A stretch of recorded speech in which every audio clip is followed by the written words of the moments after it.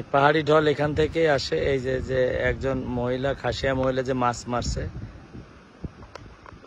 এই জায়গা কিন্তু মূল এই জায়গাটা যে ফাঁকা জায়গাটা দেখছেন, এখান থেকে কিন্তু সেই ঢল নামে, পাহাড়ি ঢল।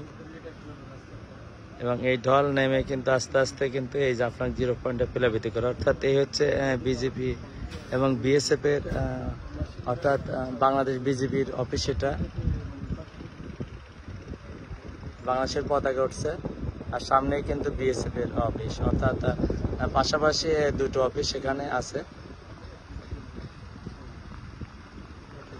আর এর সামনেই কিন্তু সেই জাফলং জিরো পয়েন্ট। এই যে পাহাড়ের উপর দিয়ে গাড়ি চলছে, আর আমরা যে যে জায়গাতে এই মুহূর্তে আছি নদীর ভিতর, এই হচ্ছে সেই জাফলং জিরো পয়েন্টের সেই টিকলি, অর্থাৎ সেই পাথরের যে বড় বিছানা বলি, সেই বিছানা। এখানে কিন্তু এই যে পানি কিন্তু এখনো পানির তীব্রতা আছে, এই যে দেখছেন আপনারা।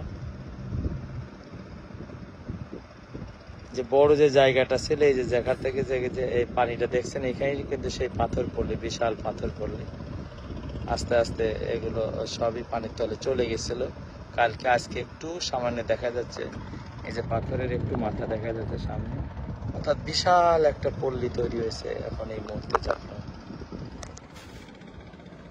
এই হচ্ছে পানি। আবারও সেই কাছ থেকে দেখাচ্ছে আপনাদের পানি কিভাবে আসে। এই হচ্ছে পানির রং বর্তমানে।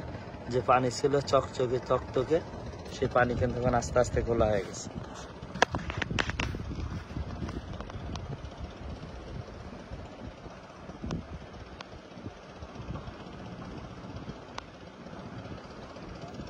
পানির তীব্রতা একটু কম থাকে, আস্তে আস্তে পানি কমছে। তবে যদি রাত্রে বৃষ্টি না হয়, তাহলে কিন্তু আবারও পানি এখানে একেবারে পরিষ্কার হয়ে যাবে, আবারও স্বাভাবিক হয়ে যাবে জাফলং জিরো পয়েন্ট। অর্থাৎ এই মুহূর্তে যারা আসবেন, এই হচ্ছে জাফলং জিরো পয়েন্টে কিন্তু যে জায়গাটা ছিল পাথর, সেই জায়গাটা কিন্তু এখন এই মুহূর্তে পানি, কয়েক ফুট পানি।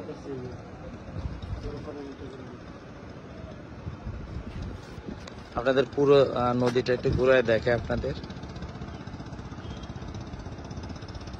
এই যে সামনে যে জায়গাটা, এটি হচ্ছে সামান্য একটু পাথর দেখা যাচ্ছে এখানে।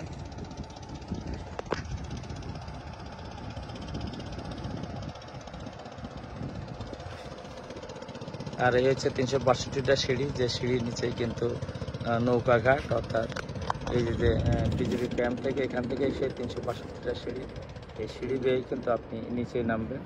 নামার পরে কিন্তু নৌকাঘাট পাবেন। অর্থাৎ টুরিস্ট পুলিশের অফিসের কাছেই কিন্তু নৌকাঘাট। আপনাদের যাওয়া আসা যেটা বলছিলাম 100 টাকা, কোনো টাইম বার ছাড়া। আর উপরে যে দোকানগুলো দেখছেন, দৃশ্যমান দোকানগুলো, আপনার যদি কোনো মালামাল চয়েসে আপনি কিনবেন, তবে কেনার আগে দোকানের ছবি তুলবেন।